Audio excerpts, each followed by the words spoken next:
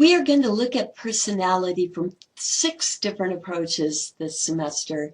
And for the most part, these are not competing approaches. They each have different foci instead, so different focus points. And I want you to be familiar with those today. So let's go over the first one here, the psychodynamic approach. Tell me this, do you think that your personality is affected or can be affected by things of which you are not aware? And if you're thinking, yeah, I think so, you are right. And that is the focus of the psychodynamic approach. You can write down these 2 words, unconscious influences. Okay, so the psychodynamic approach is going to focus on unconscious influences. Now, the trait approach, okay, is going to focus on trait dimensions. And, you know, we all haven't always had knowledge of personality traits. Researchers haven't. And, you know, this idea of measuring them and comparing people on them, and that is what this approach is about. So when we say trait dimension, we're talking about a trait continuum. It could be any trait. It could be like extroverted. You put it on a dimension, on a continuum. We're talking scores from 0 to whatever, or 1 to whatever. Okay, so it might be 0 to 100. And measuring people and finding out where they land on this dimension. And then finding out if where they land on the dimension helps to predict different behaviors. Okay, so a very cool approach. And we're going to look at some really cool research coming out of that approach. Trait dimensions is the focus. The biological approach has 2 different foci. Okay, and so let me ask you this. To what extent do you think that your personality is inherited from your biological parents? And you might be surprised by the answer about how much it really is. Okay, so there's 2 different foci to the biological approach, and the first one is genetics, and the second one is physiology. Okay, to what extent is your personality, your physiology in your body affected by your personality? So the 2 different foci under the biological approach are genetics and physiology. Now the humanistic approach, watch my pointer here, you're going to see this word embedded in here, human. Okay, that's going to help you remember what this approach is all about. 2 foci again. And both of them focusing on that idea of being human. The first one is the positive side of human nature. Okay, and you're going to notice as we go through the other approaches that oftentimes there's kind of a emphasis on some things that can go wrong in personality. So the humanistic psychologists are saying, no, we want to study exceptionally healthy people, exceptionally mentally healthy, really exceptional personalities, the positive side of human nature. Okay, and the second one focus here is free will. That is something that is unique to human beings, unique to the human species. Okay, we're the only species that has free will. Okay, and that plays into changing your personality. So if you don't like something about it, humanistic psychologists would say you have the power to do something about it. And you might say, well, wait a minute. You just got done telling us that personality is durable over a lifetime. Okay, and that is true as far as the range. So if you're like medium high in extroversion, okay, you're going to be that way the rest of your life. But, you know, you could think about extroversion on the trait dimension, and you could think about where you land on it as parentheses around that point. Okay, and there are different things that can make it jump around within those parentheses. And using your free will, you can move as long as it's within that range, within those parentheses. And you might say, well, that's not very much. But we're going to look at how even a little bit of movement there that you do purposely, you know, can make a significant difference in the quality of your life. Humanistic approach, the 2 foci being the positive side of human nature and free will. Okay, Now, the social behavioral approach, sometimes it's abbreviated and just called the behavioral approach. But remember, it entails both. And the focus here, if you know anything about the behaviorists, okay, you will not be surprised to know that the focus here is learned, observable behavior. So this is, when we say learned, we're kind of looking at the flip side of that biological coin, right? Remember that we look at the biological approach there, part of that was genetics. So how much of your personality is inherited and how much do you learn after you enter this world? And so the social behavioral approach will look at learned observable behavior. So the behaviors have this unique way of looking at psychology where they're at personality, because they're actually looking at the output of personality behavior, studying it through looking at that output. And also, again, if you know anything, if you've learned anything about the behaviorists, you won't be surprised to know that they like to focus on observable behavior. Okay. And then finally, we've got the cognitive approach. And what does that mean, cognitive? And many of you know that this means thought processes. Okay. So how does your personality affect the way that you think? How does your personality affect your thought processes? And again, some very cool research that we're going to look at under that approach.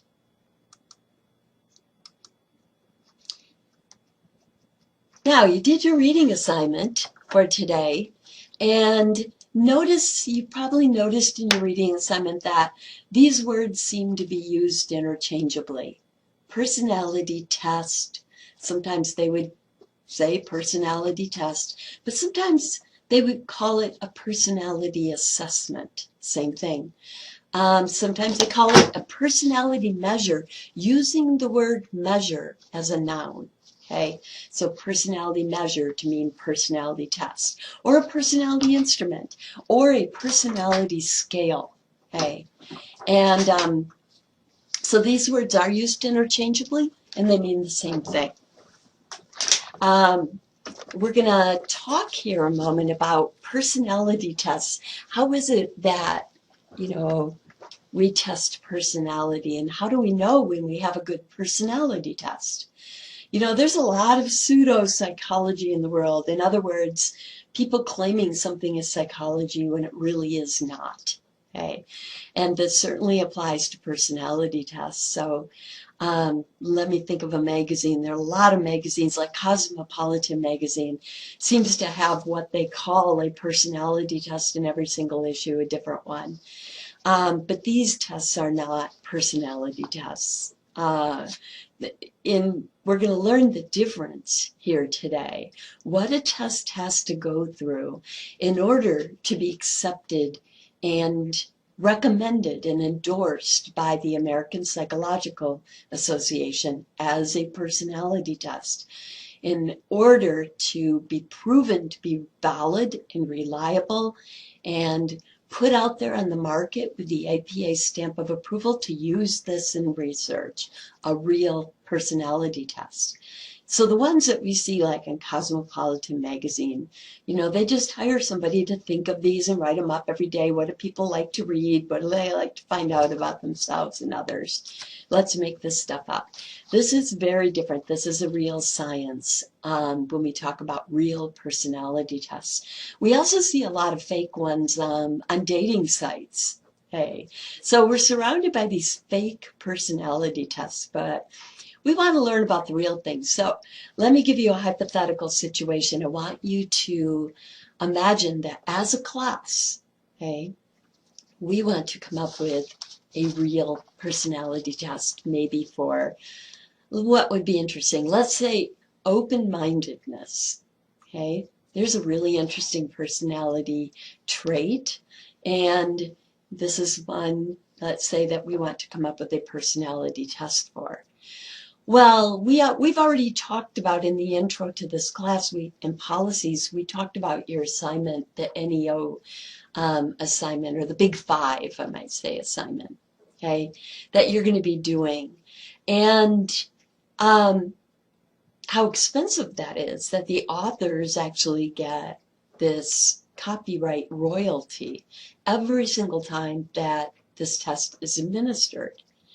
And so when you do this assignment, you're giving it to yourself, you're giving it to someone else. For each one of you in the class, those authors are getting 2 different royalties. And multiply that by all of the classes, personality classes, across the country, and all of the personality psychologists that are administering this to their clients. And you can see that usually people who come up with a really good test that is APA endorsed at the end, okay, and on the market and popular, live in very big houses, right? So let's say we want to come up as a class with a personality test for open-mindedness. Now, the first thing that we need to do is to construct our test. And then we're going to have to prove that our test is valid and it is reliable. And when we say valid, what we mean is, does it measure what we claim that it measures? We're trying to claim it's going to measure open-mindedness. Is that really what it's measuring? Okay. And when we say reliable, have you ever felt like you take a test and you get a certain score on it and you think, I would have scored really differently if I would have taken this a week ago, or if I took this, a month later or a year later, if I take this in the future, I would score differently on it. And yeah, of course, you're going to be in a different mood. You might answer things a little bit differently. We wouldn't expect, if you took this test again, a personality test again, that you would get the exact same number score. Okay. However, remember that personality is durable over a lifetime. So if our test really measures what it claims to measure, and it is a personality trait, okay, then what's going to happen is you're going to still be in the same range. So remember those parentheses we talked about. If you think about open-mindedness on a trait dimension from 0 to 50 or whatever, right? And if you're in the, let's say, medium-low range, okay, you can think about your point on that dimension surrounded by parentheses, okay, and your score is going to jump around a little bit, but it can't jump around outside of those parentheses or it's not reliable. It's not a reliable measurement. It's not a reliable test. So, when we talk about physical things and reliable measurements, if I took a ruler and I measured this pen today and I measured it again tomorrow and a year from now and so on, using the same ruler, I would come up with exactly the same measurement, right? But when we talk about abstract things like personality, okay, then we can measure them. We can use a tool like a test, but instead of the exact score, it is reliable, that stays within that range over a lifetime. Okay, so we're going to have to show that our test is valid and that it is reliable. And the first validity test that we need to do on this is involved in the construction of the test itself. And it's called content validity. Content validity. And in your book, I think they call it face validity. Either way, I want you to be familiar with both terms because they are used interchangeably too, and they mean the same thing. So when they say face, they're saying, oh, on the face of it, is it intuitively valid? Is it really measuring what it's supposed to measure? Just intuitively. Okay, so content validity is just a does it make sense test. But that's a really good starting point, right? I mean, it better make sense before you go on. So let's think about what we would do if, as a class, we came up with this open-mindedness test. One thing we might do is hypothetically, is have every student in the class send in 3 proposed questions for our test. Okay. Now, the next thing we need to do is come up with a committee from the class to work on deciding which of these proposed questions are going to be part of our scale or our measure or our assessment or our test. right? Remember those words? So we need to come up with a committee, and we really want to be wise about this, okay? This is part of what will make or break whether our test gets accepted by APA and endorsed and put on the market, and whether it becomes popular or not. One of the things that will affect it is how we chose our committee. So let's say that, we might say, well, to start with, we will go by overall GPA, okay? And someone else might say, well, what about honors students? That kind of puts that into perspective. So we might say, okay, if we have, 12 or more honors students in the class, we can start with them. But we're also going to look at overall GPA, because some people might not, for instance, have the finances to be part of the honors school here, but they might still have a really high GPA. Okay, so let's say we go by overall GPA, and we take the highest GPAs in the class, maybe out of a couple hundred students, we take the 25 highest GPAs. And then we look at psychology GPA. Okay, that might be a good one. And then we look even further at, and we specify all these different criteria at the number of psychology classes somebody has taken and the grades they got in those classes. Okay. But all of these things are setting the parameters for our committee. Who's going to decide which of these proposed questions get put into our scale? Now, I want you to look closely at this slide. It says tests of validity. We're focused on the first one. You'll see that there are 3 of them in all. There's also going to be 2 tests of reliability. And a lot of you are familiar with APA style research papers. And the paper that we need to submit at the end, after we've, if we want to actually submit our test to be considered, through APA, then it's going to be a 5-study paper. So a lot of you are familiar with the idea of these journal articles in psychology, and they might be 1 study, but they might be, some of them are 2, some are 3, some are 4, some are even 6 or 7, and sometimes that really can get carried away, right?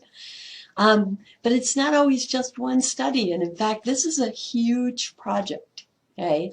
And if we finish it and submit it, it's going to be 5 studies in all. And the first one is going to be content validity.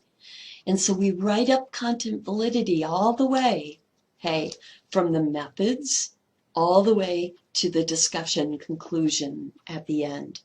Okay, so we have to describe in detail how we selected our committee, and then the process that the committee went through. Did they vote on this? How many votes? Did it have to be unanimous, or was it a majority, or did it have to be 2/3 voting yes to get a question in? And so again, the committee's going to vote based on their feelings of common sense on each of our questions. Let's say the committee looks at the first question, and that question reads like this. All of these questions, a similar, a very common personality measurement test is, for each of these items, rate it 1 to 7, how best it describes you, from not at all to very much, okay? So let's say the first one they open and read is this. I enjoy trying different ethnic foods, okay? Now, I want you to think about this, okay? I want you to think about if you were eavesdropping, or you were on this committee, or eavesdropping on the discussion around this item. You might hear somebody say, well, I don't think that really captures the idea of open-mindedness. And somebody else might say, well, it certainly doesn't capture the entire concept, but it captures a tiny piece of the pie. And we need to capture, with all of our questions, as many pieces of that pie as we can, right? And there's probably a lot of pieces of the pie, but being open to trying new foods from other cultures would be one valid slice of the pie. And it's a small slice, which means somebody could score low on that particular item, but still score high on others enough to get a high score in open-mindedness, right? But anyway, you could hear this discussion going on, you can imagine it, and the committee, decides, yes, this is a valid item, this is great, we're keeping it, it's going to be an item on our scale. They open the second one up, okay? And that one says, I really enjoyed traveling and exploring other countries and peoples. And they go through the same kind of discussion. They know it's only one tiny piece of the pie, but it is a piece of the pie, and they accept it, okay? And they open up a third one, and it says, I am most comfortable if my phone number is not listed, okay? And they do a final vote on this one. So far, they've got 100% because of the discussion. They came to a consensus on the first two. 100% yeses, and this one, 100% no. Dump it, right? But, it's going to go, what they're going to do is try to capture as many pieces, slices of that pie, of what we would think of as open-mindedness as a whole, okay, as they can. And that entire process, any of you have read a methods section of a journal paper in psychology, it is extremely detailed, right? It's not exactly pleasure reading, but it's very important. And you want to impress the reviewers with that you really went through a valid process here in content validity and putting the scale together. And so you rewrite up that entire paper all the way from methods to the very end, results and discussion conclusions at the end. And that's just the first study of the paper, right? Now we have to do what is called the second test of validity, that is called construct validity. Construct validity. Okay. Now, in your book, this is called congruent validity and sometimes discriminant validity. You're like, oh, too many names. But these are used interchangeably. And for instance, if you're going on to grad school, you never know which one of these might show up on the GRE, the graduate record examination for entry into grad school. But I do want you to be familiar with these different terms: congruent validity, congruent/discriminant validity, and construct validity, used interchangeably.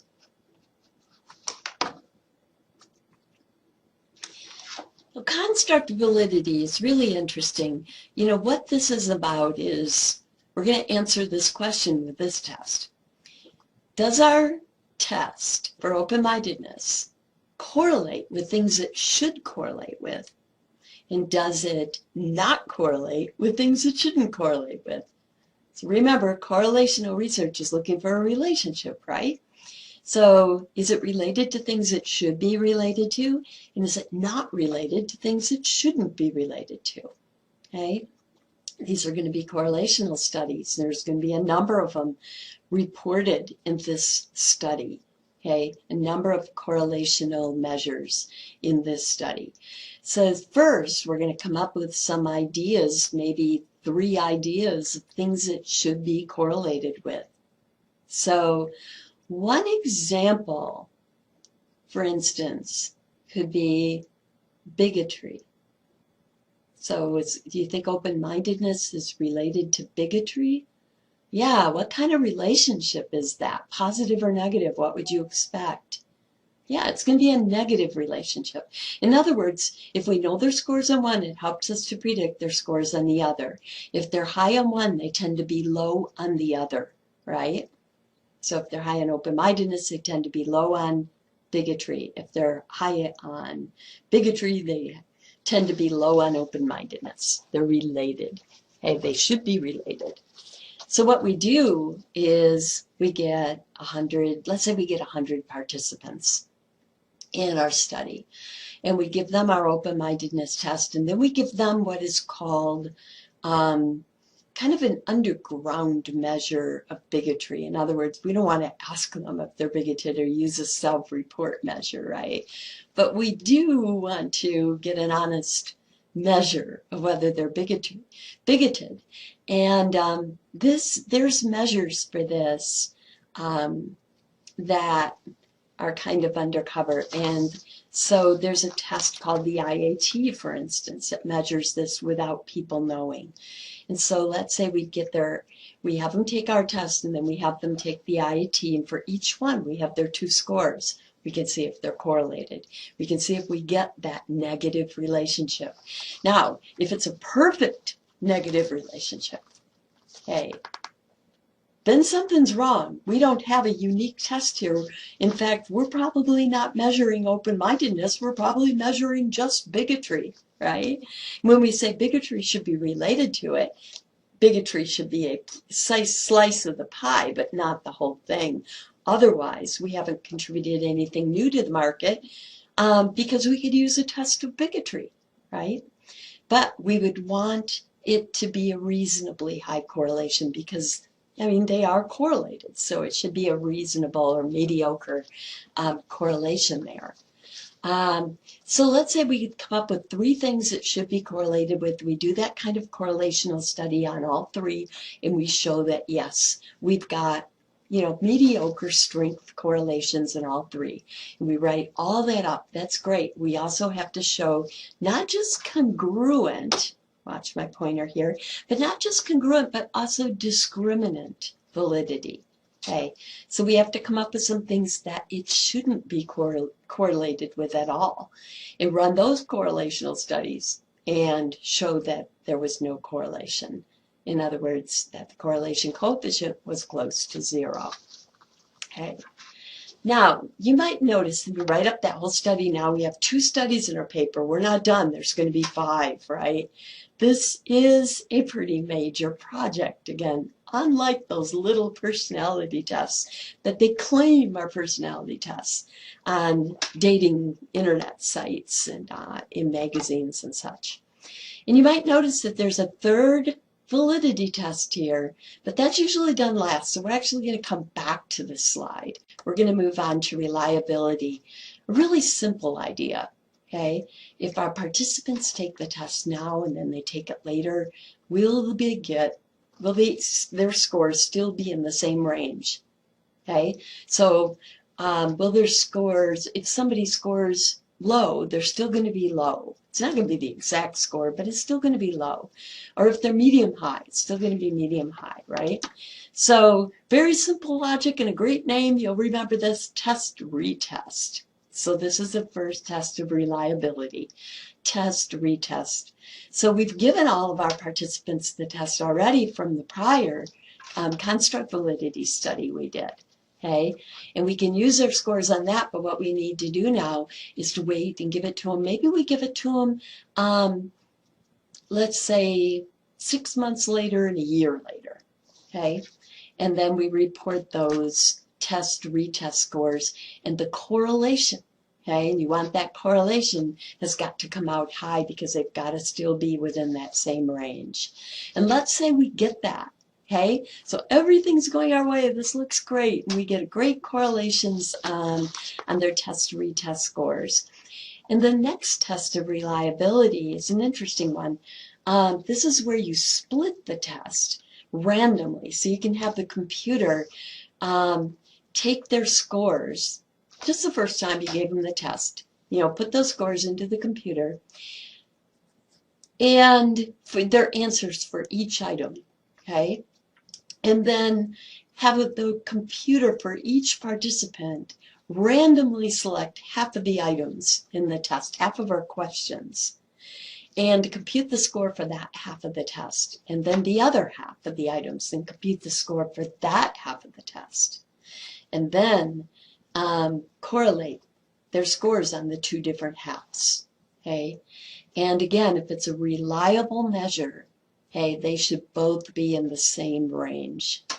Okay, so another simple idea, split test reliability, but that's an entire paper with all this data and analyses again reported, an entire study within our paper. Okay, so now we've got 4 studies all written up. We have 1 more to go. And so we'll go back to this previous slide, and we're looking at predictive validity. This one comes last. It's really interesting because if our open-mindedness test did not predict different behaviors, what good would it be, right? I mean, if it doesn't predict different behaviors for people who are low scorers and high scorers, then it's going to be of no use. We need to show that it can predict a behavior. And as you can imagine, there's so many different behaviors that would be part of this pie of behaviors related to the idea of open-mindedness. So we already talked about some, like exploring different cultures and trying different ethnic foods. And, another one would be like listening to different music from different cultures, or it might be uh, being curious and listening carefully to others' viewpoints that differ from your own, and so on and so forth. And anyway, so we need to come up with a good test of predictive validity. And so if we can think of one really good one, that's all we need to show, okay, to move on here. So let's say that we come up with the idea of testing bigotry in a real life situation. Okay, there's a interesting way we could do this. We already have our 100 participants. We have their scores from a prior thing we did. We invite them back in. We know their score on this, but we invite them back in for another study. And let's say that they arrive just one at a time. They think there's one other person in the waiting room, and they assume it's another subject, another participant in the study, but actually somebody who's working for us. We call that a confederate. Somebody who's working for the researcher and is posed to look like a participant student in the study. Okay, so they're asked to wait in a waiting room. We're not quite ready for them yet. They come into this waiting room, in a typical waiting room with chairs all the way around in a circle, right? And straight across about that halfway point in the circle, we've got a person sitting there who is obviously of a different ethnicity than our participant is. Okay. And let's say that what we measure is how many seats away from this person they sit. Now, first off, do you think that if somebody was highly bigoted, they would tend to sit further away than somebody who wasn't bigoted at all? Okay, usually that's the case, right? So there should be a relationship here. And so this would be a valid way of looking at predictive validity. So let's say tell me this, do you think anybody at all is going to sit in one of those seats on either side directly next to our participant? No, that's kind of against social norms, right? So people usually sit one seat over as long as there's room for it. Okay, so our scores, are going to be probably starting with a second seat over in each direction, and that would be like a 1, and the next seat with 2, and next seat's out a 3, and the next seat's out a 4, and the next seat's out a 5, and so on, right? So that would be their bigotry score. And then, we can let them go. We can, or we can pretend it was a study about something else at that point, give them another measure, and then debrief from afterward. But we already know what we want to know once they sit in their seat in the waiting room, right? And so now for each participant, we've got their score on our open-mindedness test, and we also have a score for them for bigotry, and we see if they're correlated, okay? And if there's a relationship there, then we're going to get a correlation. And let's say that we get a nice, moderately strong correlation there. And very respectable one. Now we write up that 5th paper all the way through methods, or 5th study in the paper, all the way from methods to the discussion at the end. And now we're done with our paper. Okay, but now we're only at the beginning of a process that is called peer review. Some of you are familiar with this process, a lot of you may not be. Here's the deal: when you write a study or a paper and you want to get it published in psychology, you need to send it to an APA journal editor. So you find a journal that's appropriate. We could go to personality testing, for instance, would be very appropriate. We send it to the editor of the journal. The editor then usually contacts like 6 different reviewers who are experts, 6 different people, not just within the United States, okay, but across the globe, 6 people who are experts, not just in the area of personality testing, but also in this whole concept of open-mindedness. So expert psychologists in this area. And the editor sends them each a copy of our paper. They don't know who the other ones are. They do not talk to each other. They don't even know who each other are. So they're working independently.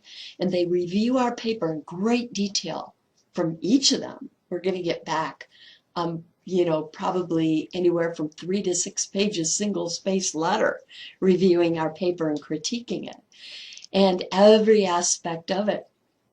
The editor is going to make the final decision because they're all going to be making recommendations.